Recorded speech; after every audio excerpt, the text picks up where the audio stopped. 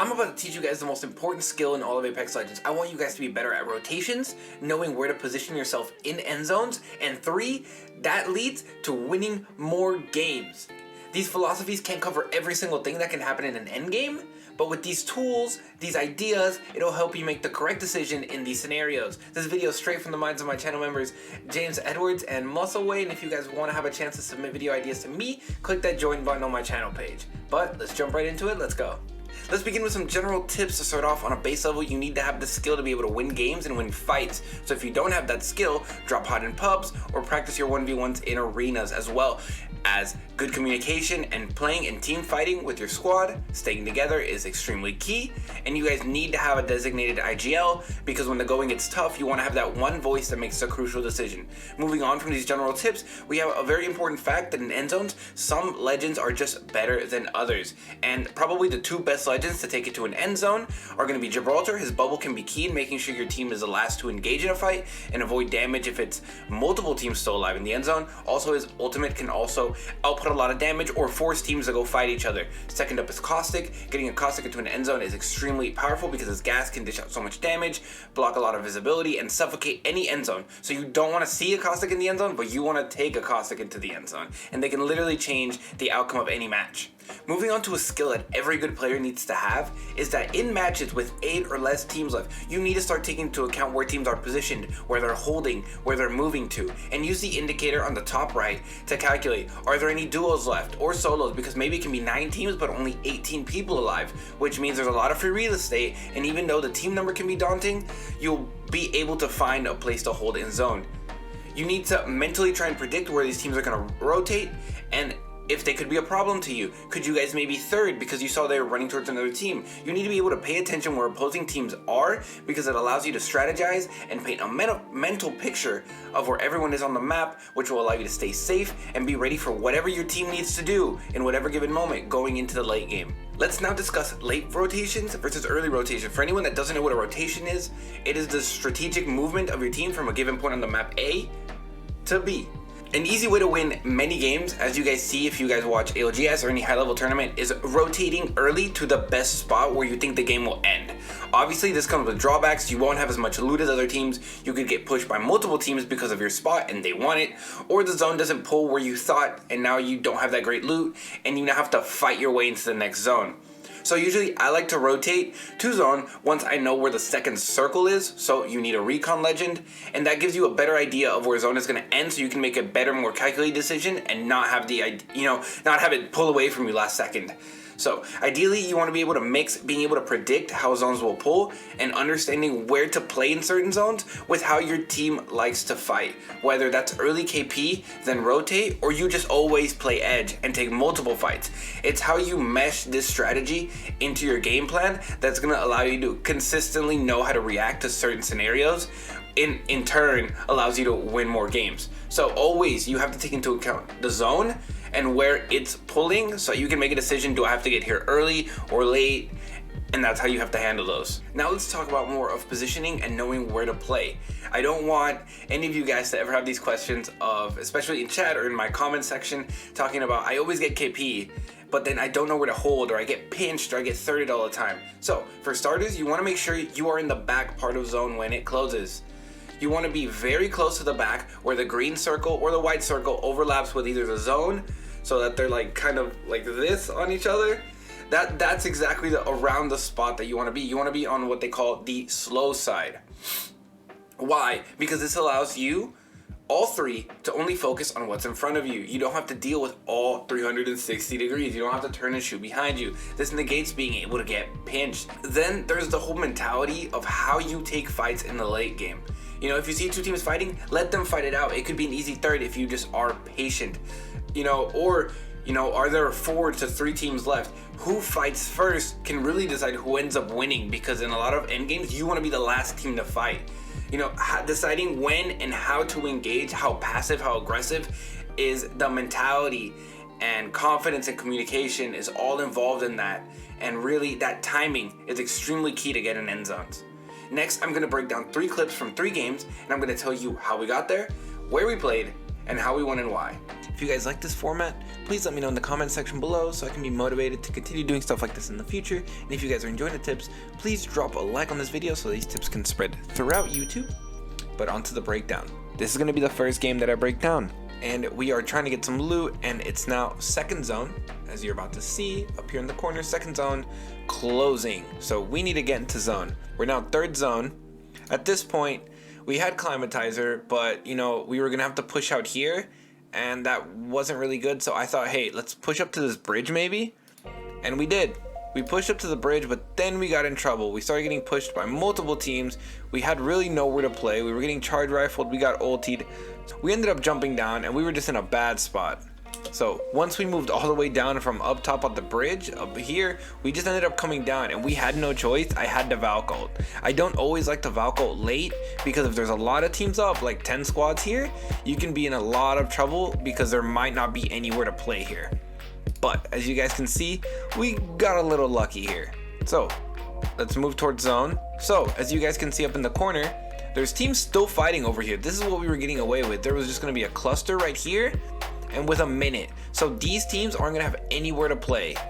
They're going to just jumble up in here. So we were coming here, and I was trying to maybe get roof, but it's not really that good because you can get angle, like people can get angles on you from wherever, especially if you have a team under you. Then if this zone pulls, like let's say out here, there's going to be teams under you and you're just going to have to be forced to fight. I tried to go out here to these houses, but I saw teams here. I saw a team out here. So the only thing I saw was this truck, which actually ends up working out, as you guys can see, really well for us. So the truck was actually free. That was my last option. We took truck. So why was this, I think, the best spot in zone? Because what did I talk about earlier? This deep pocket right here, and then you have the zone. No one can get behind you. You have wide open space here, wide open space here. If anyone tries to push you, they're gonna get beamed from all these teams, especially with 9 squads still being up.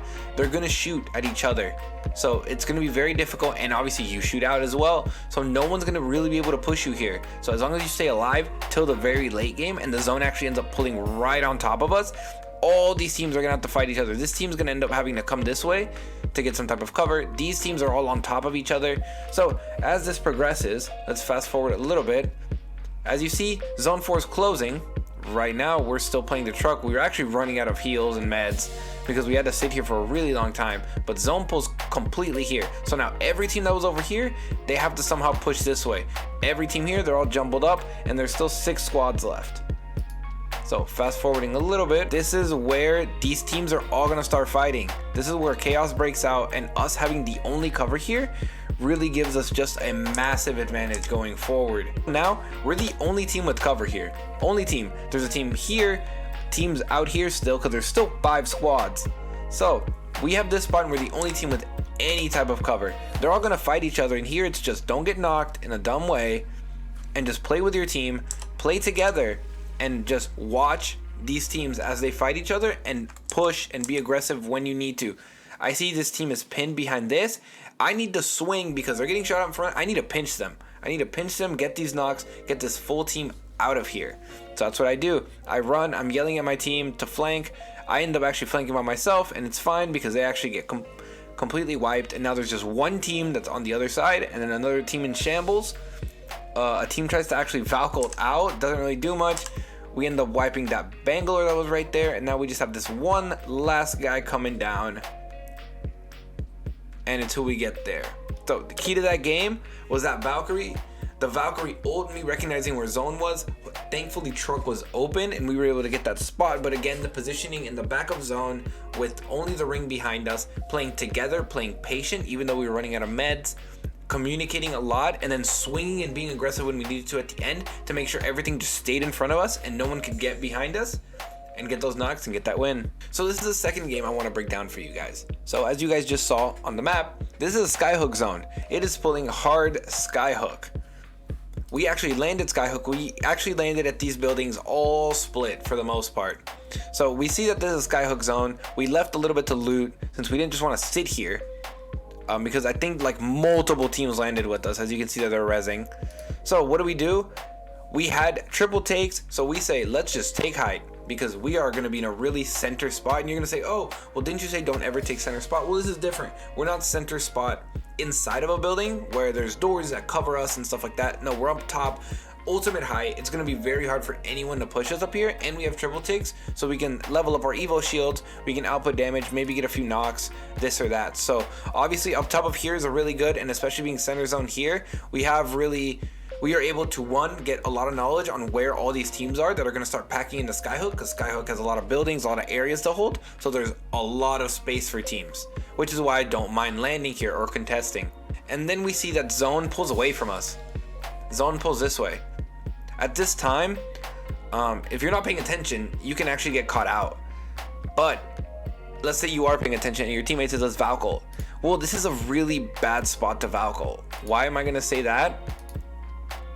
Because one, there's nothing to play in front of you. As you can see here, the only part of zone that's out here that would be like in the deep pocket is going to be in the grass. There's no cover here. You die here. The best spots actually in this, like if I had to pick, would be this back building where zone closes and you just have this back building, you don't have another team here, or this building here that's like 3 floors or 4 floors, and you can like look down on market and look down at us. So this is like a really good spot as well.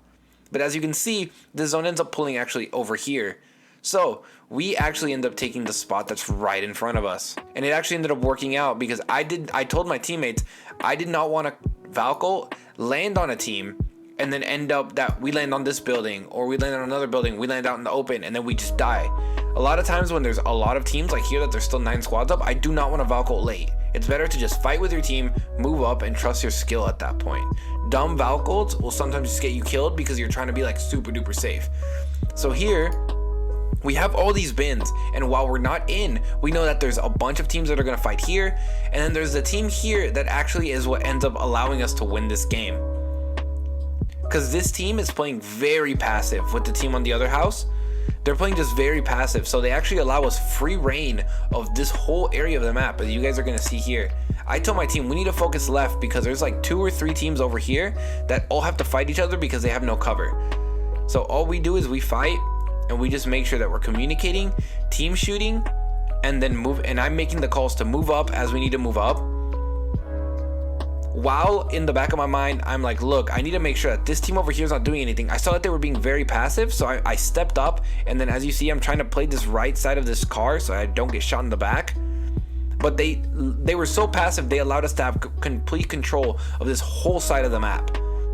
And move up, and then we just start, going in, wiping market, because all these teams have been fighting, so we're allowed to just walk in here, take all this loot, and just clean up. And at this point, a lot of teams are just solos, duos, and then there is just that one team that allowed us to live. And I loot up a little bit, and now it's just a final 3v3. And lo and behold, the team that let us move up here, the team that was playing passive the whole time, that didn't, output any damage to kind of control the flow of where we were going, because they very easily could have shot us in the back, done a lot of damage, and controlled where we could go, but instead they allowed us to just flow, and then we took a straight 3v3 and we beat them. So sometimes you do, as a team, you can't always be passive just because you're holding a building. Sometimes you do have to push, like I said, and like I'm going to explain in the next breakdown, you have to push teams to go where you want them to go, so that it puts them in a bad spot and you have the best spot. Here they let us live and they didn't output any damage, and we got a ton of kills. We got all of zone, and then we just beat them skill wise. But why we win this? Because we played slow, we didn't do a dumb Valk ulti, and we just played as a team, fought together, and there was good comms all around. Now on to the third and final game that I'm going to break down. It's third zone already in this game. There's still 9 squads up. This is a geyser zone.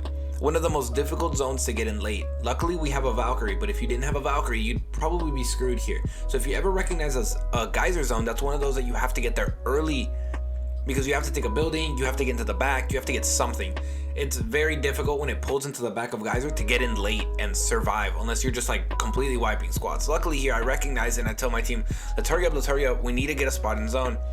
Obviously I have a Valkyrie, so we can fly over. And then at this point, it's key for your IGL, whoever, it's usually me who makes the decision of where are we actually going to play though. As you see, there's still even a team outside. And now I'm looking down and I'm like, crap, where do we go? So I know this is probably going to be taken. So I don't even care too much.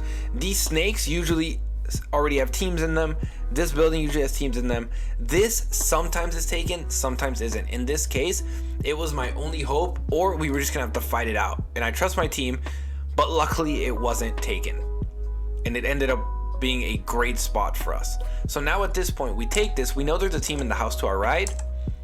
As zone closes, we know teams, especially with the zone pull, they're gonna try and take the spot from us. Why? Because look what we're gonna have. Once zone closes, we have ring to our back and slight height on these teams over here. So we have a really good spot. And zone actually ends up pulling right here. And with that, that's basically a winning spot. So we know that we need to coordinate my team to push whoever tries to push us, because they will. We need to push them down or just kill them. And this is why I was mentioning these zones are so brutal, because anyone here now wants to fight their way in through just this little gap. So I already start telling my team, look, we know that there's teams on our right, but we need to start focusing left. And what happens? A team starts pushing us left. This Wraith actually portals in. They try and contest us, but we kind of psyched it out. We already knew what was going on. They end up getting sent back because we knocked our Wraith. And then we actually end up pushing them downward, because they didn't want to obviously completely throw their game. So we actually end up sending them down into this area right here. And now there's teams fighting up here. There's teams fighting up here in this area. There's a team inside. And now we have here. And now we took the one team that was pushing us. They're down here. And they're 2-man. So they're not going to come for us anymore. So at this point, the only thing that we need to do is now we need to basically act kind of like traffic cops. When they're directing traffic, what happens here is all we have to do is we need to tell this team, we need to just send teams this way.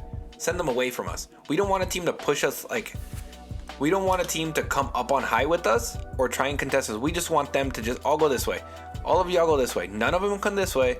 All of you go this way. Fight this team. Go to here. Go to here. And that's what we were doing. We were outputting damage the whole time we were waiting for them.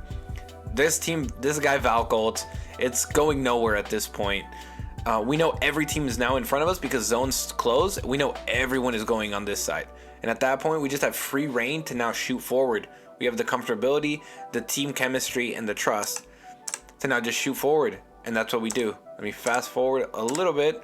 But now, yeah, we just push in. Once it's 3 squads, we've just been outputting massive damage. We're just trying to finish as many people as possible, get all these kills. I have a Spitfire, so I can just shoot for days. I know the team's inside. I have a Spitfire, so I'm just going to cover this door and just spray and pray. We're down to 2 squads because it was just another rat. We get that. And then eventually my whole team gets with me and we just clean this one up very easily.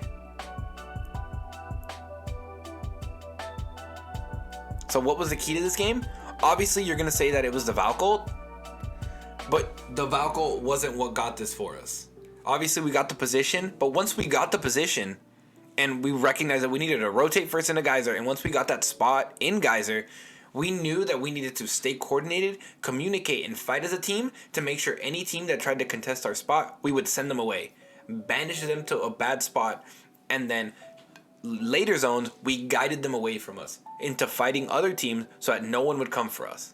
And that's how we won that zone. And after all of this, your question still might be, well, I don't really have a playstyle in ranked to build around. Well, then check out this video to help you find out what playstyle best fits you.